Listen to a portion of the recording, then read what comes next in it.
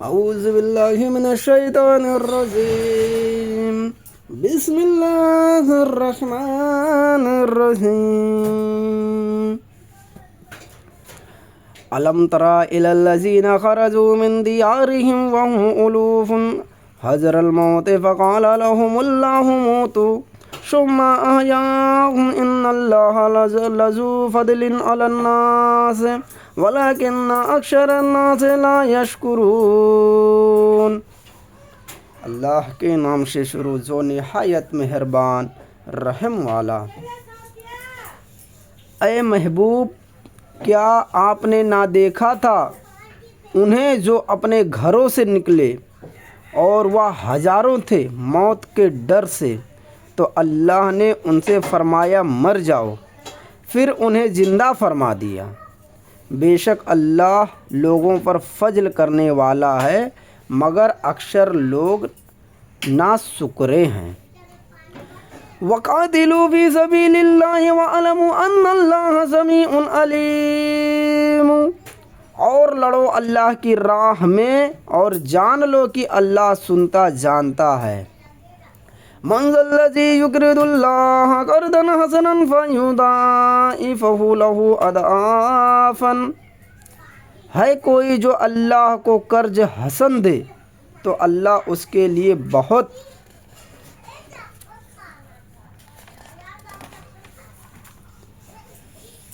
گنا بڑھا دے۔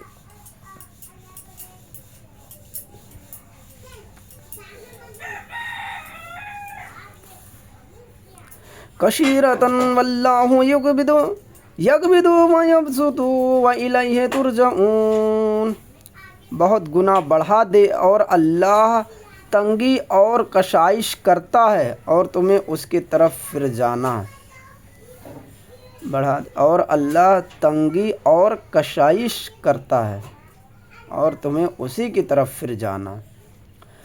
الم تر الی الملاء من بنی اسرائیل من بعد موسیٰ اذ قالوا لنبی لهم مبعث لنا ملکا نقاتل فی سبیل اللہ قال هل عصیتم ان کتب علیکم القتال الا تقاتلوا قالوا وما لنا الا نقاتل فی سبیل اللہ وقد اخرجنا من دیارنا وابنائنا فلما کتب علیہم القتال تولوا الا قلیلا منهم واللہ علیم بالظالمین۔ اے محبوب، کیا تم نے لکھا لیکن ادھر آپ نے، اے محبوب کیا آپ نے نہ دیکھا بنی اسرائیل کے ایک گروہ کو جو موسیٰ علیہ السلام کے بعد ہوا، جب اپنے ایک پیغمبر سے بولے ہمارے لیے کھڑا کر دو ایک بادشاہ کہ ہم خدا کے راہ میں لڑیں۔ نبی نے فرمایا کیا تمہارے انداز ایسے ہیں کہ تم پر جہاد فرض کیا جائے تو پھر نہ کرو۔ بولے ہمیں کیا ہوا کہ ہم اللہ کے راہ میں نہ لڑیں، حالانکہ ہم نکالے گئے ہیں اپنے وطن اور اپنی اولاد سے۔ تو پھر جب ان پر جہاد فرض کیا گیا منہ پھیر گئے مگر ان میں کے تھوڑے، اور اللہ خوب جانتا ہے ظالموں کو۔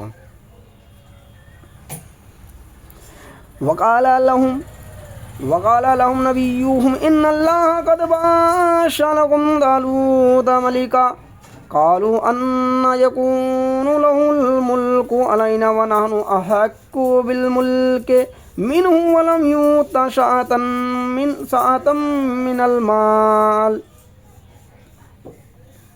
اور ان سے ان کے نبی نے فرمایا بے شک اللہ نے طالوت کو تمہارا بادشاہ بنا کر بھیجا ہے۔ بولے اسے ہم پر بادشاہی کیوں کر ہوگی، اور ہم اس سے زیادہ سلطنت کے مستحق ہیں، اور اسے مال میں بھی وسعت نہیں دی گئی۔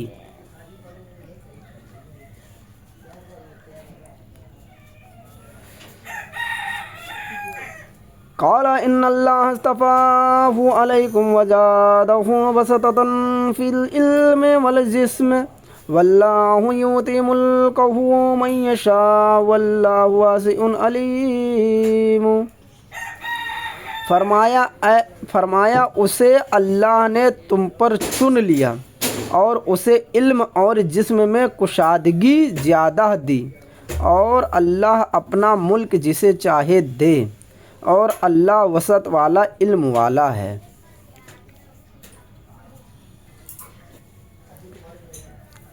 وَقَالَ لَهُمْ نَبِيُّهُمْ إِنَّ آيَاتَ مُلْكِهِ إِن يَأْتِيَكُمُ التَّابُوتُ فِيهِ سَكِينَةٌ مِّن رَّبِّكُمْ وَبَقِيَّةٌ مِّمَّا تَرَكَ آلُ مُوسَىٰ وَآلُ هَارُونَ تَحْمِلُهُ الْمَلَائِكَةُ إِنَّ فِي ذَٰلِكَ لَآيَةً لَّكُمْ إِن كُنتُم مُّؤْمِنِينَ۔ اور ان سے ان کے نبی نے فرمایا، اس کی بادشاہی کی نشانی یہ ہے کہ آئے تمہارے پاس تابوت جس میں تمہارے رب کی طرف سے دلوں کا چین ہے اور کچھ بچی ہوئی چیزیں معزز موسیٰ علیہ السلام اور معزز ہارون علیہ السلام کے ترکہ کی اٹھاتے لائیں گے اسے فرشتے، بے شک اس میں بڑی نشانی ہے تمہارے لیے اگر ایمان رکھتے ہو۔ یہ واقعہ حضرت داؤد علیہ السلام کے وقت کا ہے، جب جالوت بادشاہ سے لڑنے کے لیے حضرت طالوت کے لشکروں میں حضرت جالوت کو بادشاہ بنایا گیا، تو لوگوں نے سوال کیا کہ ہم کیسے مانیں کہ ہمارا بادشاہ کون بنے گا؟ تب اللہ تعالیٰ نے فرشتوں کے ذریعے تابوت بھیجے تھے۔ اس تابوت کے اندر حضرت موسیٰ علیہ السلام، حضرت ہارون علیہ السلام کا سب نشانیاں تھیں، تو طالوت وہ لے کر جب آئے تھے تو اس سے لوگوں کو یقین ہوا کہ ہاں ہمارا بادشاہ کوئی بن سکتا ہے۔ تب حضرت جالوت کو بادشاہ بنائے۔ تو حضرت جالوت جب بادشاہ بنے تھے تو آگے کے واقعے میں ہے کہ حضرت داؤد علیہ السلام، تب وہ ایک واقعہ کی جنگ ہوئی، اس جنگ کے اندر حضرت جالوت نے ایک وہ رکھا تھا کہ جو اس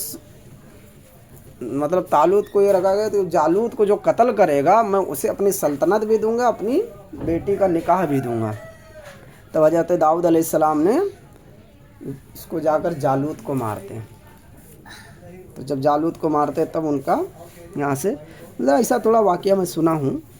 صدق اللہ العظیم، صدقہ رسولہ النبی الامین الکریم۔